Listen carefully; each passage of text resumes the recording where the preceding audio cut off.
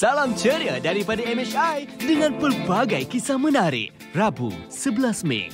Apabila terlampau kreatif, buah kelapa pun boleh dijadikan medium untuk menghasilkan karya. Kenali pelukis muda yang berbakat besar. Selepas 2 tahun, akhirnya dapat beraya bersama keluarga. Namun jangan ambil mudah kerana masih belum bebas sepenuhnya daripada COVID-19, terutama jika ada gejala ringan. Hidupkan pagi anda bersama kami di Malaysia hari ini. Assalamualaikum, salam sejahtera untuk semua dan pastinya hari ini anda bersiaran bersama saya Hazrina Kasim dan juga rakan setugas. Saya Sofiana Soliata. Semoga anda keadaan baik. Semangat pagi ini. Hari ini 11 Mei 2022 bersamaan dengan 10 Syawal 1443 Hijriah. Semoga ini menjadikan kita lebih bersemangat dan sebagainya kan, kerana saya rasa hari ini adalah hari pertama kita bersiaran juga ya Rina, tanpa pemakaian pelitup muka. Betul. Agak kekok, tak biasa sedikit, tapi ini menunjukkan kita juga perlu memperingati sama sendirilah kita memasuki fasa peralihan endemik. Jadi SOP tetap perlu dijagalah. Betul. Penjagaan distance, jarak sebagainya. Walaupun ada kelonggaran yang diberikan, tetapi apa yang perlu dipatuhi itu perlulah diteruskan. Betul. Dan semestinya hari ini sepanjang 1 jam ini kita nak bawakan pelbagai pengisian. Kalau anda saksikan sebentar tadi, teasernya memang cukup menarik. Kalau kita lihat bakat seorang anak muda yang baru berusia 20 tahun ini, cukup istimewa. Orang kata terlampau kreatif. Betul. Sampaikan setiap bahan-bahan semula jadi yang dijumpainya itu mampu ditafsirkan untuk menjadi satu seni yang cukup indah. Bayangkan buah kelapa milik ibunya dilakarkan seekor lembu milik ayahnya. Dijadikan inilah seni yang telah pun menjadi tular di TikTok. Jadi Wish akan bersama kita untuk menceritakan. Saya rasa macam mungkin terlampau mainstream lah guna kertas. Betul pakai lah. buah kelapa, banyak lagi pakai pelitup muka, macam-macam bahan lain. Dan sekejap lagi kita akan bersama dengan Wish untuk melihat sendiri kreativitinya, kenapa dipilih medium sebegini untuk menzahirkan seninya. Selain itu juga kami nak bawakan perkongsian. Ini juga satu perbincangan yang penting untuk sama-sama kita ambil perhatian dan ambil serius berkenaan dengan gejala ringan penyakit. Yang mana kita tahu ada banyak kelonggaran dalam SOP dan seketika bila kita melihat suasana sambutan Hari Raya Aidilfitri, menjadi kerisauan kita kalaulah ada dalam kalangan kita yang kadang-kadang mungkin terlepas pandang. Betul. Ataupun terleka dengan SOP yang masih lagi perlu dipatuhi. Risau kalau penyakit ini menjadi tular dan juga meningkat kembali dan pastinya ia akan merisaukan seluruh rakyat Malaysia. Hakikatnya kita masih belum bebas, tapi kita boleh beraya, memerlukan meneruskan kehidupan. Jadi adakah kita ni dalam in denial untuk ialah kalau kita gejala ringan tetapi tidak mengaku ataupun masih berjumpa dengan orang lain, kita akan membincangkan apakah impak kelakuan kita seperti itu. Dan bukan itu saja, kita dalam tempoh orang kata melihat kejayaan atlet kita yang berada di Vietnam untuk Sukan SEA ke-31. Setakat ini kita telah meraih 6 pingat emas, Rina. Kebanggaan yang cukup besar dan kita mengharapkan banyak lagi dah masuk ni. Betul. Kan? Biarpun majlis pembukaannya bakal bermula esok, tetapi kita telah membawakan satu semangat yang pastinya akan menambahkan lagi kekuatan atlet-atlet negara kita ini untuk menunjukkan bakat mereka masing-masing beraksi di gelanggang sendiri. 6 pingat emas, 5 pingat perak dan 2 gangsa. Ini sudah cukup meletakkan kita di kedudukan yang teratas, kan, mengatasi tuan rumah sendiri. Acara pembukaan tak start lagi ni, tapi kita dah sapu semua. Inilah kemahiran kita. Semoga kita terus mendoakan kejayaan dan juga kestabilan minda. Kita tenang-tenang saja sambil kita meraih pingat-pingat milik Malaysia. Dan kita akan bersama dengan Hasinda Hanim, rakan tugas kita yang berada di sana untuk memberikan perkembangan terkini lah dengan cerita ni baru sampai semalam. Apa yang boleh dikongsikan bersama kita hari ini? Baiklah. Dan kita juga nak ikuti perkembangan Hasinda Hanim sendirilah. Bagaimana mungkin persiapan dalam kalangan media sendiri. Itu kami nak bawakan sekejap saja lagi. Anda perlu tunggu. Tetapi saya ni kan muskil tau. Dari sebelah tadi awak ni, kenapa tiba-tiba dalam studio kita ada pula pengukul tinggi dan penimbang berat ni? Ada perbincangan sebenarnya, satu debat yang telah pun dipertengahkan. Rupa-rupanya rakyat Malaysia ni antara yang paling comel di Asia Tenggara. Paling comel dalam konteks baik. apa? Comel dari segi ketinggian kita. Dikatakan di sini, kita bacakan untuk anda. Bukan yang ni ya. Di Facebook. Di Facebook. Okey, di Facebook. Ayuh kita tengok bersama-sama. Kita melihat kata purata ketinggian rakyat Malaysia adalah lebih rendah berbanding dengan negara-negara jiran seperti di Singapura, Jepun dan juga Korea Selatan. Okey, puratanya untuk kategori lelaki ketinggiannya adalah 164.7 cm. Bagi wanita gatal tekak pula tiba-tiba 153.3 cm. Alamak, macam terkena ke batas-batas hidung sendiri pun ada juga. Itulah tapi yang dikatakan sebenarnya kenapa kita memiliki ketinggian yang paling rendah dalam 4 negara ini adalah disebabkan oleh faktor pemakanan kita yang melibatkan fasa pertumbuhan waktu alam kanak-kanak dan juga alam remaja. Selain daripada itu, mungkinlah juga kalau kita nak lihat dari segi aktiviti fizikal. Betul. Kurangnya aktiviti fizikal dalam kalangan masyarakat kita. Betul. Kesinambungan semua faktor ini termasuk pemakanan, aktiviti sihat dan sebagainya, juga cukup tidur. Tidur yang cukup itu juga menjanjikan kita dapat mempunyai tumbuh sarang yang lebih elok. Jadi kalau kita sebagai ibu bapa ni bercakap tentang penjagaan membesarkan anak-anak, bukan saja kita bagi makan sedap saja, tapi apa kata khasiatnya, cukup aktiviti ke tidak dan juga cukup tidur atau tidak, semua itu memainkan peranan. Dan saya rasa kalau kita dah ada mesin melihat ketinggian kita ni, kita kena tengok kot. Betul lah. Kita kalau tak buat apa penerbit kita sediakan ni. Sebab dia nak tengok lah. Selama ni mungkin kita dapat menipu penonton lah. Dengan ketinggian asal kita. Kalau orang lihat, mungkin orang nampak saya tingginya Rina. Tapi ini pernah terjadi. Bila orang jumpa saya secara personal, tiba-tiba macam, oh kecil je orangnya. Dia tak sebutlah pendek orangnya. Tapi kecil je orangnya. Kita cuba ke? Apa kata Sofia mulakan? Kita jus dulu. Tengok siapa start dulu. Pula. Okay, sebab ini satu jus. Jadi awak lah mulakan dulu. Okay. Baik. Sebab kita memakai kasut tinggi. Jadi kita akan menolak tak berapa tinggi sangat tu ya? Saya 2 inci. 2 inci 1 inci berapa cm? 2.5 cm. 2.5 cm. Jadi kita akan tolak sekejap lagi. Kita akan tolak 5 cm ya. Okay, saya harus ke sebelah sana sebab nak lihat dari bawah. Jangan main tipu ya Sofia. Saya tak suka menipu, tapi saya rasa tak katik sangat kot. Atas lagi. Tapi saya rasa ni dah cecah dah kan? Awak berdiri diam-diam kat situ Okey, purata ketinggian wanita di Malaysia 165. Okey. 165. 165. Tapi ini kita nak tolak 5 cm. Okey, berat jangan tengok tak sempat. 165 tolak 5 cm. 160. 160 maksudnya saya above average lah. Okeylah. Alhamdulillah. Okey, Rina. Ni yang saya tak apa gemar ni. Saya pun sama. Saya pakai 1 inci je kasut. 1 inci. Ya ke 1 inci? Saya pakai 3 inci. Okey, 3 inci. Alah, hari ni kantoi-kan diri sendiri ke apa ni? Hari ini kita menerima kenyataan lah ya. Okey, saya dah lama terima. Okey, dah stable kat situ. Jangan gerak. Jadi bacaannya kat sini 161. Tadi awak 1 berapa? 160. Kalau belum ditolak. 165. 165. Saya pakai 3 inci pun tak lepas. 165. Betul. Rosak ni, rosak. Jadi tolak 5 maksudnya 154 cm. Tolak 7. Sebab saya pakai 3 inci. Bersama dengan 7 cm. Jadi kena tolak 7. 157, 154 lah. Kenapa cakap? Biar penonton buat kiraan sendiri.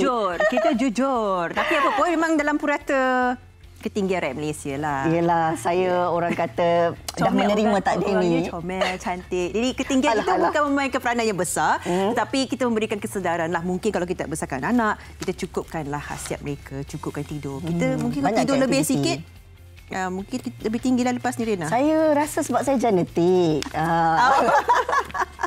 Okey, baik. Kita nak bersama dengan rakan setugas kita yang sudah pun orang kata sampai di Hanoi, Vietnam bagi membuat liputan sukan si yang ke-31. Bakal bermula esok. Ini dia Hasnida Hanim secara atas talian. Assalamualaikum. Selamat pagi. Waalaikumsalam. Hai Sofia, hai Rina. Sekejap, sebelum tu nak tanya, tinggi berapa? Saya berasa. 163. Oh, 163. Baik. Ingatkan ada geng tadi. Okey, Hasnida, saya rasa awak baru saja tiba semalam kan. Mungkin nak ceritakan sikit pengalaman dan mungkin orang kata setakat ini apa yang awak dapat pantau ketika berada di Hanoi, Vietnam di sana. Silakan.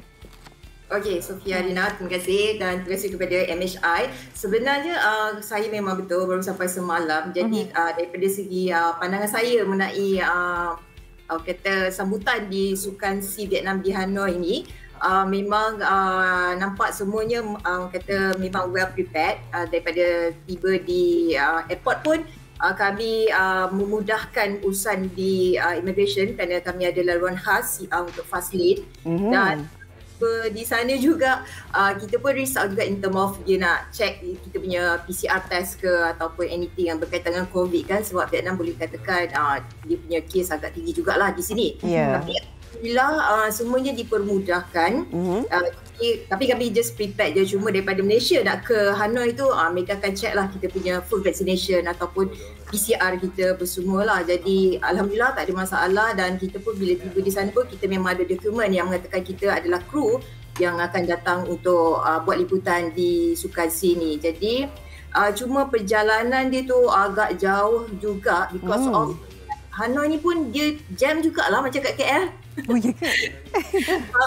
So kita orang macam ingat kan KL je yang jam ke apa kan. Rupanya kat sini pun memang dia punya traffic memang teruk jugalah. So kita akan orang kata timing tu kita nak kena manage betul-betul supaya kita tak terlewat untuk pergi venue ke venue lah.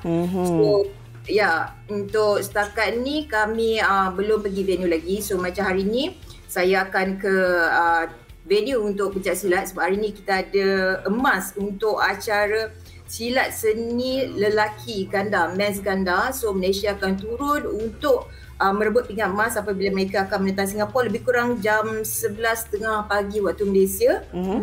Dan kemudian kita ada lagi 2 pingat emas menjadi rebutan daripada lubuk emas kita, iaitu acara terjun.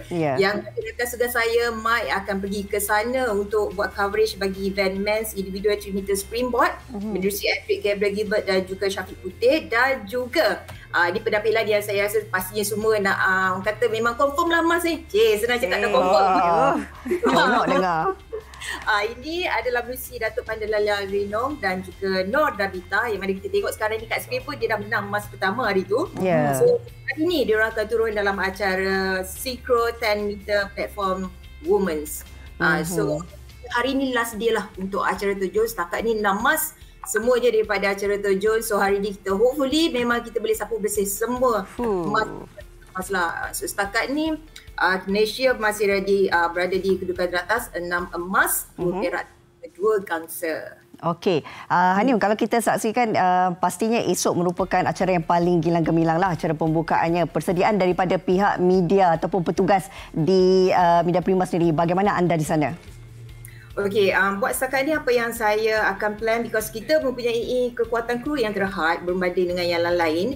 Tetapi kita akan berkolaborasi dengan kru di KL. Means kami di Vietnam akan memberi input, dan mungkin ada sebahagian sukan yang kami tak dapat pergi because of dekat sini venue dia agak jauh. Macam Hanoi nak ke venue bola sepak lebih kurang dalam 3 jam. Wish, jauh tu.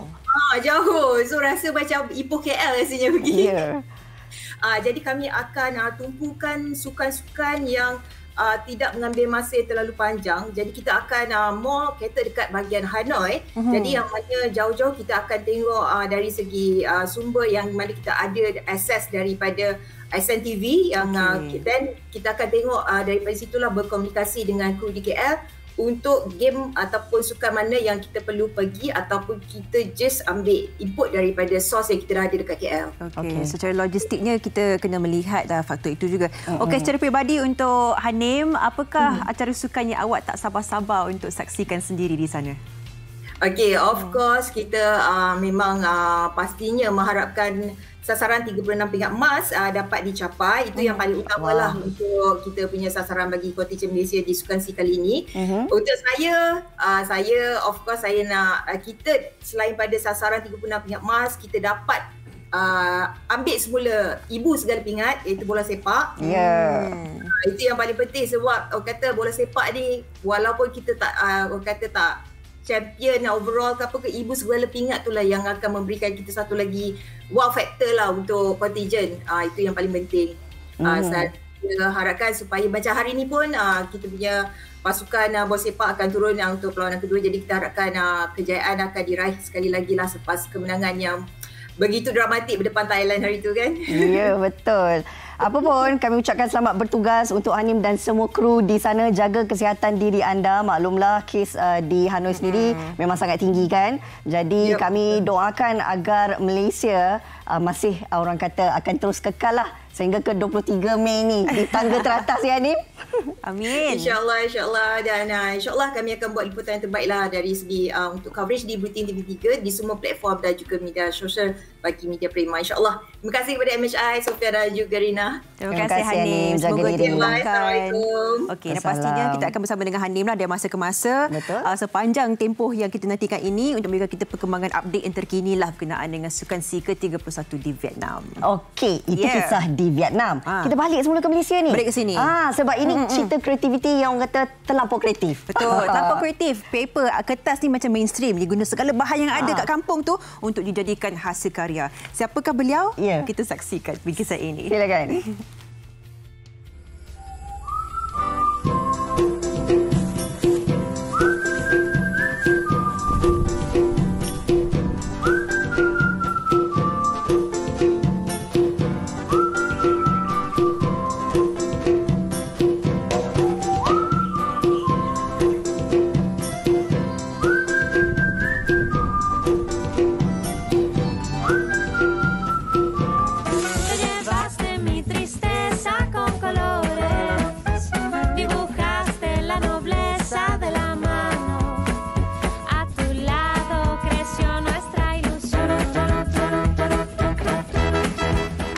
Hebat, memang hebat Sofia. Bayangkanlah setiap alam semua jadi bahan-bahan ini boleh diterjemahkan untuk jadi satu karya seni yang kita sendiri rasa tak sangka boleh dihasilkan. Kan?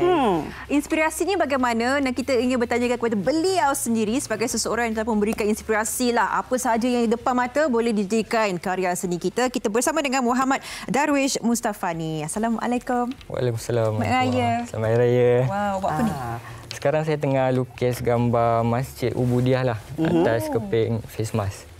Kalau sebut tentang face mask ni kan, sebelum ni awak pun pernah menghasilkan satu karya seni yang cukup hebat menggunakan face mask ini. Mungkin boleh kongsikan sedikit? Saya pernah hasilkan gambar potret Dr. Nur Hisham di atas sebuah face mask lah. Hari ini tak bawa?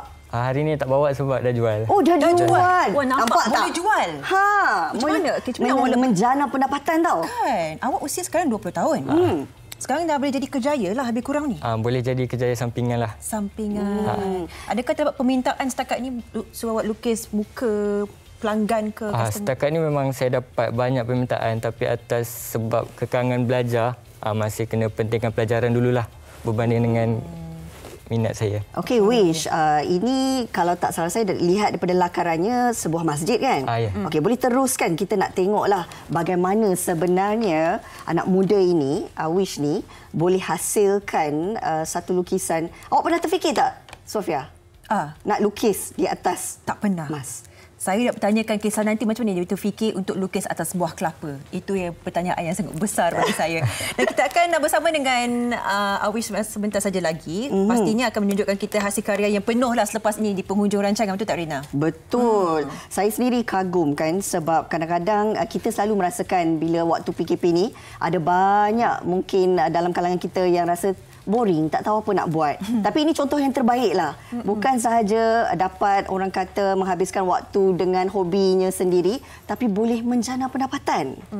Hebat. Hebat orangnya. Jadi kita nak tanyalah lepas ni macam mana ada ambil kursus ke? Sebab anda tengok freehand ni, dia melukis menggunakan orang kata perasaan dia, feeling dia.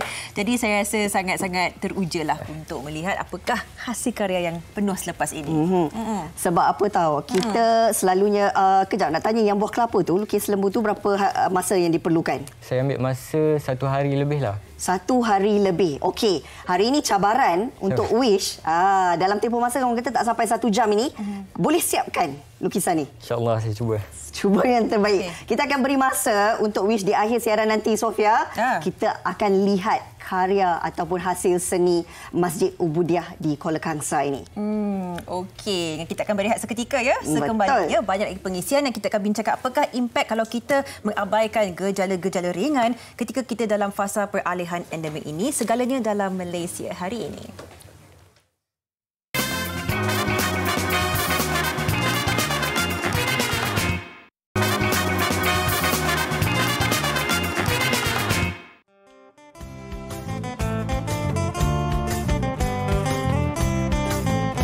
Selepas 2 tahun menyambut Hari Raya Aidilfitri, berpandukan prosedur operasi standard SOP yang ketat. Lebaran tahun ini kembali meriah dengan majlis rumah terbuka dan aktiviti ziarah menziarahi. Dalam keseronokan menyambut perayaan Aidilfitri ketika negara dalam fasa peralihan endemik, Kementerian Kesihatan Malaysia KKM sudah meramalkan peningkatan kes baharu COVID-19 selepas minggu pertama Aidilfitri. 3 Mei lalu, kes harian baharu COVID-19 adalah sebanyak 922 kes. Namun, jumlah kes baharu yang dilaporkan pada 9 Mei lalu kembali mencatat 4 angka iaitu sebanyak 2,246 kes. Persoalannya, adakah gejala-gejala kecil COVID-19 perlu diambil berat bagi mengelakkan peningkatan kes berlaku dan sejauh mana kepatuhan SOP dalam meraihkan sambutan Aidilfitri kali ini? Itulah hakikatnya, adakah kita sebenarnya rasa takut atau tidak bila kita berada di kawasan awam seperti itu kan. 2 tahun ni kita dah orang kata menjarakkan diri, social distance dan sebagainya. Tapi bila dibiarkan ada kebebasan ini, adakah kita benar-benar menjaga disiplin kita? Itu persoalannya, Zina. Dan untuk membawakan perbincangan ini, hari ini kita akan bersama secara atas talian bersama kita Dr. Nang Juniza Nik Zahari, pakar perubatan keluarga. Assalamualaikum Doktor, apa khabar? Pagi. Salam, baik, alhamdulillah. Okay. Baik Doktor, dan pastinya kalau bolehlah kita kongsikan sebab kita masih lagi dalam suasana beraya. Hari ini pun baru masuk hari ke-10 beraya dan sudah tentunya kalau sebelum ini KKM sendiri menjangkakan ada peningkatan kes. Doktor boleh terangkan sikit tak mungkin dari segi trend kes COVID-19 setakat hari ini? Okey, bismillahirrahmanirrahim. Assalamualaikum warahmatullahi wabarakatuh. Jika kita tengok trend COVID-19 setakat ni memang kita nampak meningkatlah kan, betul tak? Dan itu memang kebarangkalian yang kita sudah jangka apabila musim-musim perayaan sebab banyak pergerakan kelompok manusia, banyak perkumpulan di majlis hari raya, di alumni dan sebagainya. So apabila pergerakan kelompok manusia dan perkumpulan manusia, maka kebarangkalian kes untuk naik itu memang tinggi dan memang ini terbuktilah dengan kita punya kes yang terbaru ni kan pada 9 Mei. Macam ditunjukkan dalam gambar sebentar tadi kan, ada naik sehingga 2,000. Ya, Doktor, mungkin secara hakikatnya lah kita sebagai manusia ni mungkin kita mudah lupa, kita mudah leka dan sebagainya kan. Tetapi dalam fasa peralihan ini, kita faham mungkin kebanyakan peratusan tinggi di Malaysia telah pun mendapatkan dos vaksinasi penuh. Jadi mungkin ada yang merasakan kalau ada gejala sikit-sikit, tak apa kot, ada perlindungan. Bagaimanakah input atau pandangan doktor berkenaan dengan cara pemikiran seperti ini, Doktor? Bagi saya, apabila kita memandang enteng gejala ringan COVID-19, kita sebenarnya telah meletakkan diri kita dalam bahaya. Bukan saja kita meletakkan diri kita dalam bahaya, kita letakkan masyarakat dalam bahaya, keluarga kita dalam bahaya, malah kita meletakkan negara kita dalam bahaya. Okey? Sebab gejala enteng ni, gejala ringan ni kalau kita pandang enteng, kita pandang ringan, kita sebenarnya boleh menyebabkan kemudaratan kepada diri sendiri dan kepada masyarakat. Bila saya kata kemudaratan kepada diri sendiri ni, Reina dan Sofia, bila kita ni bergejala, sebenarnya badan kita bagi signal. Okay? You have to rest, awak kena rehat, awak kena ambil ubat untuk mengurangkan gejala. Jika awak tinggi, mungkin doktor akan menawarkan ubat antiviral yang ada sekarang, itu Paxlovid. So untuk golongan yang berisiko untuk menjadi lebih teruk. So kita kena faham bahawa badan kita memerlukan rehat, badan kita memerlukan isolasi untuk menjaga supaya tidak lagi mudarat. Saya daripada itu macam saya kata penting kepada mengurangkan kemudaratan dalam komuniti sebab kita nak mengelakkan penularan. Okay? Penularan ibu, mak ayah kita yang tersayang, anak-anak kita yang belum divaksinasi kan. So especially golongan-golongan yang berisiko tinggi. So itu yang saya kata bahawa gejala-gejala ringan COVID-19 memang kita tak boleh pandang enteng lah. Reina dah sebut kita nak teruskan raya pada tahun-tahun hadapan. Berkurang lagi macam tahun-tahun sebelumnya. Dan pastinya apa yang merisaukan kita seperti yang doktor katakan tadilah tentang golongan rentan seperti golongan warga emas ini sendiri yang perlu diberi perhatian. Doktor, kita sebut tentang gejala ringan ini. Pastinya kita nak memberi pemahaman yang jelas lah kepada penonton kita. Kalau boleh doktor kupaskan sedikitlah yang dikatakan gejala ringan. Okey. So kita faham, saya rasa by 2 tahun ni, setelah 2 tahun kita bergelumang dalam COVID ni, kita tahu bahawa COVID ada berapa kategori? Ada 5 kategori kan. Dan gejala ringan ni juga dikenali sebagai gejala 2A. Kalau kita tengok dalam KKM atau Kementerian Kesihatan punya garis panduan, gejala ringan ni adalah bila kita batuk, sesama, sakit tekak tapi tanpa menyebabkan demam yang berterusan dan mengakibatkan sesak nafas. Okey. Kedua, kadang-kadang kita ni bila kena COVID kita hilang dari rasa ataupun kurang dari rasa, kurang dari bau tapi kita lalu lagi makan lemak. Macam itulah. Ketiga. Atau kemudian kadang-kadang yang melibatkan aktiviti penghadaman kita seperti kita rasa loya, kita rasa nak muntah kan ataupun cerit-berit tapi muntah dan cerit-berit tu tak keterlaluan. Maksudnya dalam kuantiti yang tidak banyak, tidak kerap dan kita masih boleh ambil makanan, ambil minuman dan menjalankan aktiviti macam biasa. Dan seterusnya, biasanya bila kita kena serangan virus, kiralah COVID-19 ataupun virus-virus lain, terutama dalam COVID-19 sendiri, saya pun pernah kena COVID-19. So sakit badan ni, sakit otot ni memang akan terasa lah. Okay? Sakit badan dan sakit otot akan terasa dan kita rasa lesu sikit. Tapi kita bukannya lesu sampai terkelepek ataupun terbaring saja atas katil. Kita masih boleh jawab telefon, kita masih melakukan aktiviti macam biasa. Itu adalah gejala-gejala ringan yang COVID-19 tapi kita tak boleh pandang enteng. Maksudnya kalau kita ada gejala ringan itu, kita masih boleh berfungsi seperti biasa. Betul. Jadi itu yang menjadi mungkin sedikit sebanyak orang confused ataupun tidak tahu bagaimana untuk melakukan pelakuan yang seterusnya. Doktor, kita nak tanyakan juga, ada desas-desus mengatakan ketika raya Aidilfitri awal-awal tempoh hari kan, ada yang tak nak mengaku yang mungkin mereka ada gejala, mungkin positif dan sebagainya untuk beraya. Jadi apakah impak pelakuan ini dalam jangka masa 2-3 minggu ini? Apakah jangkaan doktor sendiri? Okey. Pertama sekali saya nak beritahu kepada saudari Sofia, Rena atau Sofia bahawa sikap itu adalah sikap yang salah lah. Memang sikap yang salah dan tidak bertanggungjawab. Okey. Sebab kalau kita tengok macam mana kita punya YBMK, Khairy Jamaluddin berkata dan pihak KKM selalu mempertekankan bahawa sekarang adalah fasa di mana fasa community empowerment, iaitu pemerkasaan komuniti. Okay. Ada dah KKM nak pergi cari you are positive, so you do self-test, awak buat test dan awak kena isytihar. Okay? So tindakan tidak bertanggungjawab tu pastinya akan menyebabkan kita ni, masyarakat sekeliling akan sengsara. Orang yang positif tu pergi cium pelum kita dekat apa, sekarang dah boleh salam, dah boleh cium pelum, dah boleh minta duit raya Rena, Sofia. Boleh. So bila dia minta macam tu, salam dengan kita dan sebagainya, dia boleh menjadi super spreader ataupun ejen penyebar. Jadi kita tak nak dah benda tu terjadi, kita nak cuba hidup dengan virus ni. Jadi setiap orang kena bertanggungjawab. Dia positif, duduk di rumah. Tapi kalau hari keempat, hari kelima, keenam, buatlah test. Kalau negatif, dia boleh release order yang boleh keluar seperti biasa. Even kalau bergejala sekalipun, saya lebih kepada jika bergejala, kalau boleh duduk di rumah. Tapi kalau nak juga join, tak jumpa dah 20 tahun ni, tak jumpa alumni dan sebagainya, pakai mask, pastikan jarak fizikal, elakkan persentuhan fizikal lah, sebab kita bergejala. Dan sepatutnya saya rasa sekarang sudah sampai tahap pemerkasaan komuniti. Okey? Okey. Saya setuju bila doktor menyentuh tentang pemerkasaan komuniti ini dan saya percaya juga ia melibatkan peranan dan tanggungjawab setiap pihak. Kalau kita ikutkan sekarang ni dengan sesi persekolahan sudah pun dibuka, aktiviti-aktiviti ataupun kita kata semuanya dah kembali untuk melakukan rutin seperti biasa. Apakah sebenarnya doktor yang perlu kita fahamkan kepada mereka di luar sana, ahli masyarakat kita tentang peranan masing-masing ini? Okey. Peranan masing-masing simple jika semua orang faham konsep hidup bersama COVID, okey. Dan hidup bersama COVID ni kita tak boleh selfish, kita tak boleh pentingkan diri sendiri, okey. Kita jaga diri kita, konsep dia, dan jaga diri orang lain. Senang, konsep infectious disease, penyakit berjangkit adalah simple, jaga diri kita, jaga diri orang lain. Macam mana jaga diri kita? Ada beberapa SOP yang masih perlu diamalkan seperti mana yang digariskan oleh KKM. Makan tutup muka di dalam bangunan, di dalam kawasan tertutup dan kenderaan awam. Jangan sampai orang kena tegur kita untuk pakai mask dalam bangunan.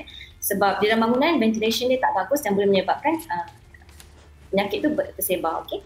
Dan jika di luar bangunan sekalipun, kalau anak-anak kita bermain di playground dan ataupun kita pergi pergi bersukan dan sebagainya, jika kita bergejala, saya galakkan untuk pakai mask. Ataupun jika kita berisiko tinggi, kita tak lengkap vaksinasi ke, ataupun kita ada penyakit-penyakit tertentu, anak-anak kita yang belum divaksinasi perlu memakai mask untuk mengelakkan jangkitan.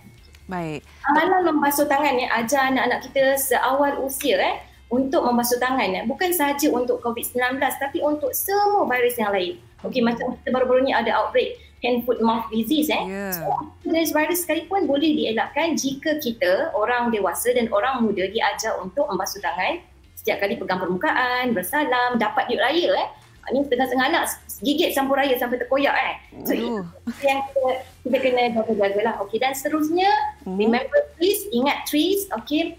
Pemangkasaan komuniti bermula daripada diri individu, okey. Jika bergejala sila buat test sendiri, okey. Dan jika saya galakkanlah kalau kita nak join majlis keramaian ke depan-depan ni banyak majlis berbuka, macam saya sendiri pun ada majlis berbuka dan sebagainya. So buat test kepada diri sendiri sebelum kita join alumni, majlis berbuka, pergi melawat rumah-rumah orang tua, rumah mak kita, rumah makcik kita ataupun buat saja test sebab murah. Baik. Saliva test sangat murah.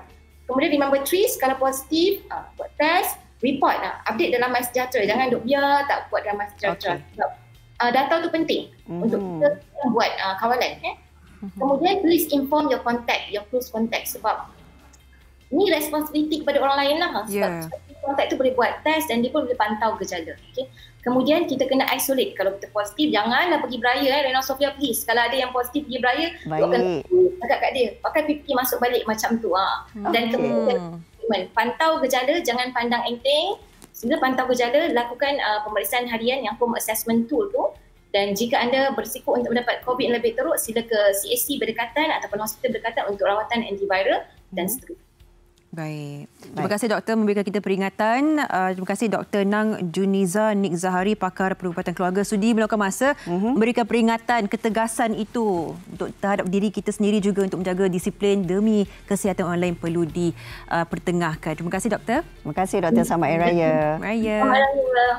Benda sekecil-kecil macam kita pegang tombol pintu ke, tersalam ke, terpegang apa permukaan pun kita kena beringat-ingatlah inilah norma baru kita, dah diberi kebebasan tapi kebersihan itu apakah langkah kita untuk menjaga kehidupan kita dan nyawa. Walaupun Sofia ia dikatakan norma baru tapi dia dah menjadi kelaziman dalam hidup kita. Betul. Rutin. Seharusnya kita sentiasa beringatlah perkara yang perlu kita patuhi sebaik mungkin. Setuju.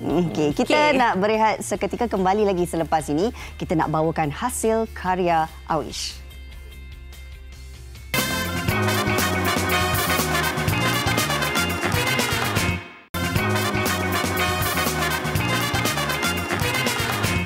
Okey, 10 Februari lalu Yang Amat Berhormat Perdana Menteri menggesa agar semua pihak termasuk kementerian berkaitan, agensi kerajaan, pihak bank, pihak swasta dan sebagainya memainkan peranan supaya sasaran aspirasi satu keluarga, satu rumah dapat direalisasikan. Dan pastinya saya percaya menjadi impian setiap daripada kita untuk memiliki kediaman sendiri. Namun halangan dan kekangannya apabila tidak ada pendapatan tetap atau pekerjaan tetap atau slip gaji. Ini yang menjadi permasalahannya. Bagaimanakah caranya? Sudah tentu melalui syarikat jaminan kredit perumahan Berhad. Hari ini kami nak memberikan pencerahan kepada anda bersama dengan Cik Azlan Muhammad Agil, pengurus bersakanan syarikat jaminan kredit perumahan Berhad. Apa khabar Cik Azlan? Khabar baik.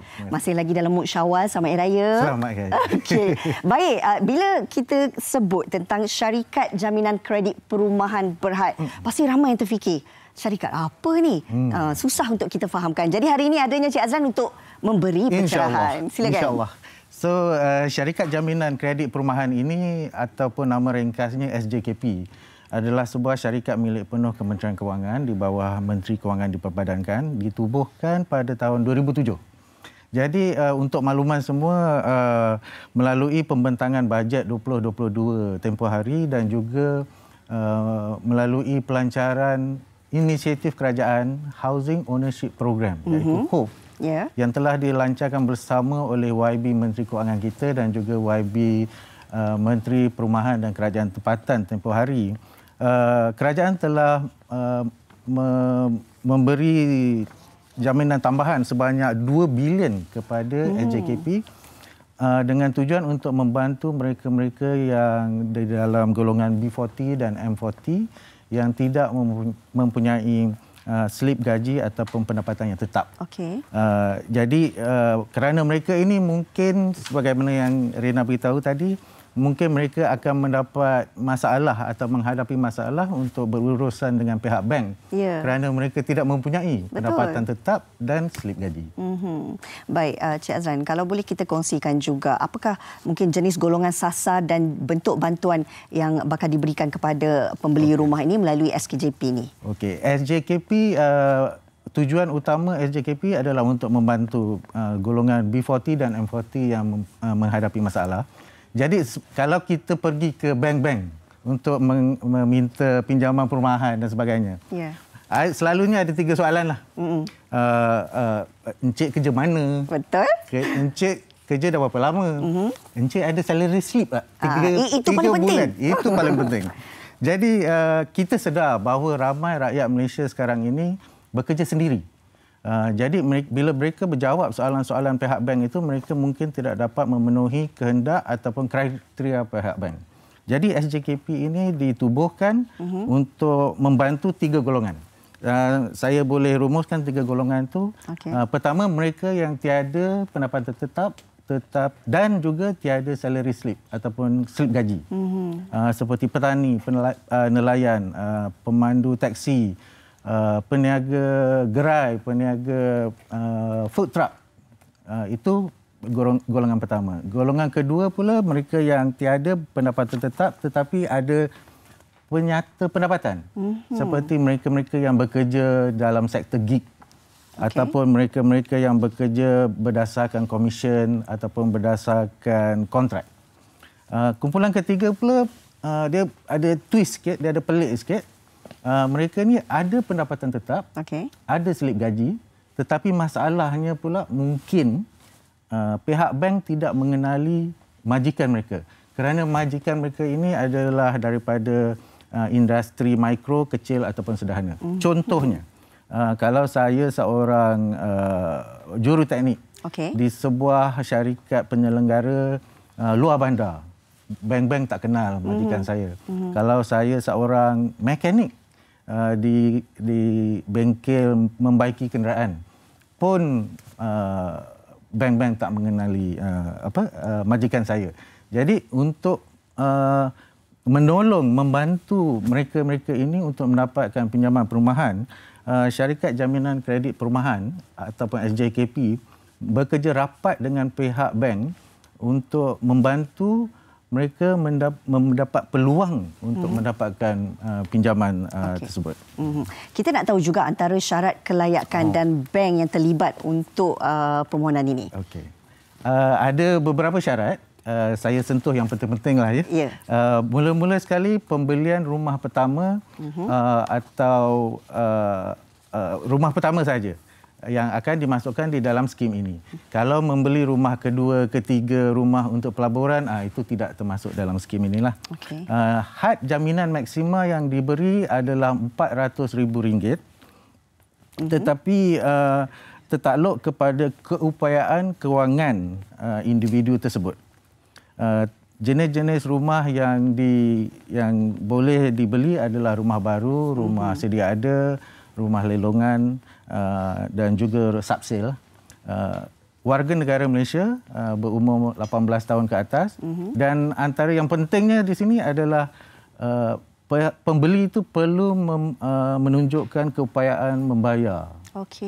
Keupayaan kewangan untuk melangsaikan hutang ataupun pinjaman tersebut. Baik, saya kira memang hari ini memberi pencerahanlah kepada penonton-penonton kita berkenaan dengan SJKP ini. Apapun terima kasih kita nak ucapkan kepada Cik Azlan Muhammad Agil, Pengurus Besar Kanan Syarikat Jaminan Kredit Perumahan Berhad. Mudah-mudahan ia akan memberikan mereka di luar sana itu impian menjadi kenyataan, ya Cik. Baik, terima kasih. Kami nak bawakan bersama dengan Sofia sekarang ini. Ada perkabaran ataupun berita yang ingin Sofia kongsikan. Silakan Sofia. Baik, terima kasih Rina. Pastinya kita telah pun mendapatkan berita ini difahamkan di Janda Baik terjejas banjir dan kita difahamkan sejak awal tahun ini Janda Baik menjadi satu lokasi kawasan pelancongan yang agak terdedah dengan situasi banjir. Dan pagi ini berlaku sekali lagi. Kami tunjukkan antara visualnya yang telah pun dirakam oleh mereka yang berada di kawasan tersebut. semestinya air pun menaiki agak tinggi ya parasnya, dan kita akan berhubung dengan salah seorang penduduk di Janda Baik, difahamkan pemilik chalet yang terjejas banjir. Fatin Akila bersama kita. Assalamualaikum. Waalaikumsalam. Puan boleh kongsikan saya. Puan berada di mana ketika ini, di tempat yang selamat? Okey, saya berada di tempat yang selamatlah, di homestay kami di Sang Sungai Janda Baik. Baik. Ini adalah kali kedua saya terkandas. Saya pun terkejut sebenarnya sebab pukul 6.30 pagi. Saya memang sedar hujan lebat dari pukul 5.30. Tapi saya ingat itu adalah perkara biasalah hujan lebat sebab dah beberapa hari tak hujan. Ya. Hujan pun renyai, tapi tiba-tiba malam pagi tadi memang lebat, yang teramat lebat. Saya dah dan macam mana? Saya fikirnya pelanggan keluarga Puan dapat diselamatkan sebelum air naik ke bagaimana? Macam ni. Itulah 6.30 pagi tu saya pun tak jangka. Saya ingat air naik seperti biasalah. Air tinggi kan, kita stay air tinggi. Tapi lepas saya tengok, saya buka di story, status kawan-kawan di Janda Baik, saya tengok tempat lain semua dah naik. Saya pun kejut suami. Saya kata, abang, jomlah tengok kat depan tu jadi apa. Sebab saya memang ada di homestay dengan anak-anak. Kami dekat tempat yang selamat lah sebab ada salah satu homestay tinggi. So memang saya tidur kat sini. Saya kata, kami pergi tengok, Allahu Akbar, memang air dah naik dekat di perkarangan depan homestay yang dekat dengan sungai itulah. Apa yang kami selamatkan adalah buka pintu store, selamatkan mesin rumput, mesin-mesin yang berkenaan lah. Okey. Selamatkan yang tu dulu. Ada motor saya letak dekat sebelah tiang, macam tu. Alhamdulillah lah Puan mampu untuk bertindak dengan pantas sewaktu jam 6.30 pagi tadi. Sekarang bagaimana Puan? Sedang menunggu arahan seterusnya daripada pihak berkuasa ke bagaimana? Apa langkah seterusnya? Dia macam ni. Memang kita punya YB yang Syafura pun nak masuk ke Janda Baik tak boleh dengannya sebab di Janda Baik ni ada satu saja jalan di kita panggil pintu gerbang Janda Baik, ada satu jalan saja untuk kita masuk, tapi di situ yang diorang kata terjejasnya tanah runtuh yang amat teruk lah. Sebelum ni tak seteruk itu, tapi ni sangat-sangat teruk sebab bukan tanah sahaja tapi batu-batu yang besar telah jatuh untuk dia menukarkan untuk penyelamat bantu kami lah, maksudnya apa-apa nak masuk susah. Baik. Dia makin teruk dari yang 18 hari bulan hari itu sebab pada 18 hari bulan 12 tahun lepas ada setengah tempat tidak terjejaskan, tapi tidak. Pada kali ini semua kena. Baik. Makin teruk. Okey, Puan. Kami mengharapkan agar perkongsian Puan ini mendapat memberikan amaran kepada ramai yang berada di kawasan itu supaya kita lebih berjaga-jagalah. Puan kekal selamat. Ya, semoga mendapatkan bantuan dan akses sepantas mungkin daripada pihak berkuasa. Terima kasih Puan berkongsi. Sama-sama Kak Sofia. Thank you. Sama-sama. Jadi itulah dia Puan Fatin Akila, pemilik chalet yang terjejas banjir. Kami harapkan agar bantuan mampu untuk sampai kepada mereka yang terjejas dan semoga banjir ini surut secepat mungkin. Kita doakan bersama-sama. Baik, kita akan berehat seketika. Sekembalinya kita akan melihat hasil karya, hasil kerja yang dihasilkan oleh Wish selepas ini hanya di MHI.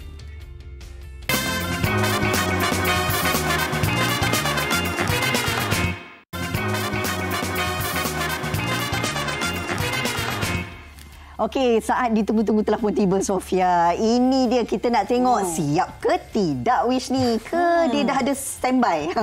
Wish macam mana? Kita nak tengok hasilnya boleh kalau boleh kita tunjukkan di kamera dalam tempoh ketika 40 minit ya. Jadi ini yang dapat saya hasilkan. Kalau kita boleh zoom in. Okey, tunjukkan. Ini Masjid Ubudiah di Kuala Kangsar, Perak. Baik, tak apa. Saya ni kan bukan apa tahu. Saya dari tadi terfikir Sofia, takkan tak ada satu kesilapan pun. Sebab tengok sangat sempurna hasilnya. So Rina ni agak kritik juga ya nak mencari kesilapan. Bukan, melihat sebab tu keistimewaan dah sempurna dah tu sebenarnya. Sebab itulah saya kata memang cukup sempurna sampai kita tak dapat lihat ni. Tapi tadi masa berborak dengan Wish kata ada je sebenarnya, tapi dia tahulah cara bagaimana nak menyembunyikan kesilapan tersebut. Ini kehebatan lah orang kata seorang artis yang memang mempunyai bakat yang sangat luar biasa ini. Wish, saya pasti awak ni seseorang yang mungkin meluahkan perasaan bakat anda untuk orang kata untuk sendiri sajalah, tapi bila menjadi tular, orang dah mula kenal awak, dah boleh dijadikan orang kata side income, pendapatan asing bagi anda kan. Apakah perasaan tersebut? Sebenarnya saya happy lah, tapi saya buat art ni untuk suka-suka memang sebab untuk minat. Dan kalau untuk saya income pun memang saya hanya buat pada cuti semester je lah. Okey. Awak masih lagi belajar. Kalau boleh kami tahu dalam jurusan apa sebenarnya? Saya dalam jurusan architecture. Dalam architecture. Kira seiring lah. Padanlah minatnya tu seiring. Dan kalau boleh kita kongsikan, kita melihat anda sudah menggunakan pelbagai medium kan. Sebelum ni gunakan emas, gunakan buah kelapa, tu paling unik lah saya kira. Telur kan. Apa agaknya yang saya kira dalam banyak-banyak bahan ini memberi kepuasan sebab susah sangat nak lukis? Bagi saya yang antara yang tersusah yang macam kulit telur lah. Kulit telur dengan kulit kelapa. Okey. Sebab permukaan dia yang bulat. Jadi kalau salah sikit angle tu memang akan hancur lah. Memang akan nampak lonjong kepala macam tu lah. Wow. Nampak tak dia punya memikirkan detail butiran dia tu. Okey. Wish, bagi awak sendiri untuk sebelum awak melakarkanlah di pelitup muka ni kan, adakah awak perlu ambil masa untuk fikir strategi kan dulu macam mana nak lukis ataupun awak ikut perasaan awak ketika itu saja? Awak ni pelukis jenis apa? Disebabkan saya banyak melukis atas medium yang lain daripada lain. Jadi saya kena fikirkanlah sebab tak semua cat melekat kat semua permukaan. Jadi macam untuk face mask ni saya kena buat layer putih dululah. Macam kita cat rumah pun kita layer putih dulu baru nampak cantik. Faham. Okey, semua medium telah pun anda gunakan untuk menzahirkan kreativiti Wish sendiri. Agak-agak selepas ini medium apa lagi yang awak nak cabar diri awak, Wish? Medium yang saya nak cabar diri saya, sebenarnya saya tengah usahakan untuk buat lukisan atas buluh lemang. Buluh lemang? Okey, apa cabaran buluh lemang tu? Buluh lemang, cabaran dia lebih kurang macam kelapa dengan kulit telur lah sebab permukaan dia yang tak rata dan lonjong. Jadi memang agak susah lah kat situ. Agak-agak dekat buluh lemang tu nak lukis apalah? Asalnya saya nak lukis tentang ni lah. Kebanyakan lukisan saya pun berinspirasikan Malaysia, bangunan Malaysia, budaya Malaysia. Jadi untuk buluh lemang ni saya nak lukis makanan-makanan tradisional Malaysia lah. Okey, menarik. Wow, menariknya. Menarik. Okey, saya tertanya sebab saya suka kan bila anak muda dia mengatakan dia ada cita-cita tapi dia juga ada side income. Saya sukakan benda tu. Jadi bila awak melakar mewujudkan satu karya yang awak letak hati jiwa awak ni kat buluh ni, adakah awak sendiri yang menentukan harga apabila dijual kepada orang awam nanti ke ataupun mereka buat bidding ke macam mana tu? Setakat ni saya memang tentukan sendirilah. Sebab mungkin ada orang nampak karya kita tu nampak macam senang je nak buat. Kenapa tak jual murah? Tapi bagi kita, karya tu sangat berharga. Jadi kita letak harga yang mahal. Tapi tetap ada orang beli ya? Tetap ada orang beli. Paling murah? Nak tahu juga? Paling murah? Ada diskaun dah? Sebelum raya? Sebelum raya, diskaun raya. Paling murah sebab kat sekolah dulu pun saya pernah buat. Jadi dalam RM50 pun pernah lah buat. Okey lah, minta maaf lah. Paling mahal. Paling mahal. Ada diskaun punya? Paling mahal setakat ni dalam 200-300. Okey. Sebab kebanyakan lukisan saya pun kecil-kecil je. Betul. Okey. Lepas ni lama-kelamaan akan naiklah digit kosong di belakangnya lepas tu. InsyaAllah. Kalau tak keberatan, boleh tak kita kongsikan yang dikatakan paling mahal tu apa sebenarnya lukisan yang awak lukis tu? Paling mahal setakat ni lukisan Dr. Nur Hisham. Okey, cantik. Saya sendiri tengok, kagum sangat. Jadi tak sangka dapat orang kata menjana pendapatan melalui lukisan tersebut kan. Awak memang sentiasa mengikuti mana-mana pertandingan ke? Kalau pertandingan saya memang jarang sebab kesuntukan masa lah. Okey. Tapi waktu sekolah dulu ya saya aktif untuk pertandingan melukis. Okey, Wish, harapan awak sebagai seorang pelukis yang memang siapa yang melihat sekarang ini boleh nampaklah masa depan awak cerah sangat-sangat. Dalam arkitek boleh pula buat kerja seperti ini kan. Jadi apakah harapan awak sendiri untuk diri awak? Harapan saya harap dapat kembangkan lagi lah bakat saya. Sebab dulu sebenarnya saya tak yakin. Saya macam anggap seni ni hanya perkara sampingan lah, tak penting pun. Tapi bila tengok ramai yang menghargai, saya rasa inilah perkara yang unik dalam diri saya. Dan saya kena kembangkan dan kena banggalah dengan bakat yang ada. Jadi kalau orang jumpa awak tu memang awak sentiasa sembunyikan penampilan wajah awak ke macam mana? Saya kalau post kat social media pun saya harap saya nak yang audiens tengok kepada karya lah, bukan kepada pengkarya dia. Ini buatkan kita lebih curious berapa eloknya penghasil karyanya di belakang tabir itu. Apa kita harapkan terbaik kita doakan semoga kejayaan awak terus mekar selepas ini. Terima kasih sudi datang menunjukkan kita cara awak melukis di sebuah sehelai pelitup muka. Terima kasih banyak-banyak. Selamat berjaya. Kami doakan yang terbaik untuk perjalanan karya awak. Baik, kita dah sampai ke penghujung siaran. Ya, sedar tak sedar dah 1 jam berlalu. Dan pastinya esok rakan sukan kita akan kembali lagi untuk sama-sama membawa perkongsian ini. Kita nak menghitung detik. Ada 4 hari lagi tahu Sofia. Adakah anda telah pun menjelaskan cukai pendapatan anda? Ini peringatan ni. Tidak tahu kalau saya dapat birthday wish dari LHDN. Saya risau. Mengingatkan ini kena bayar ni. Esok kita akan adakan soal jawab mengenai cukai pendapatan. Apa yang anda perlu tahu? Tinggal 4 hari lagi untuk anda mengisytiharkan pendapatan anda. Okey, terima kasih semua. Kita jumpa esok. Terima kasih Wish. Terima kasih Wish. Bye. Assalamualaikum.